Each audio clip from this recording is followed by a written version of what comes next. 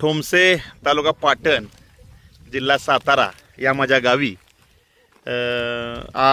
पावसामुळं काही पेरणी करता आली नव्हती, परंतु आता उघडी मिळाल्यानंतर या ठिकाणी शाळू आणि हरभरा पेरलेला आहे.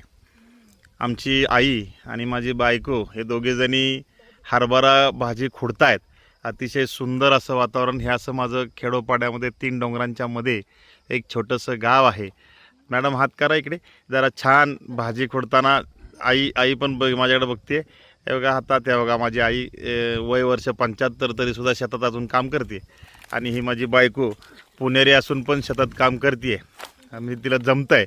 आणि अशा तऱ्हेनं अतिशय सुंदर अशा या वातावरणामध्ये आम्ही घोलाना म्हणजे हरभऱ्याचे शेंडे खुडून केलेली भाजी, त्याला घोलाना असा शब्द आहे.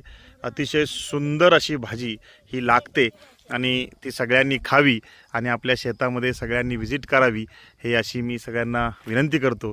निसर्गाकडे चला, गांधीजींच्या म्हणण्याप्रमाणे खेड्याकडे चला.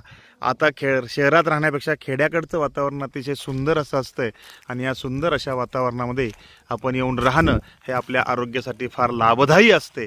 हीच आपण सगळ्यांना माहिती आहे. आपण चुलीवरचं जेवण खायला जातो, म्हणून नेहमी गावाकडं जावं चुलीवरचं जेवण खाण्यासाठी. धन्यवाद. थँक्यू. मी शिवाजी माने, गाव ठोमसे, तालुका पाटण, जिल्हा सातारा. धन्यवाद.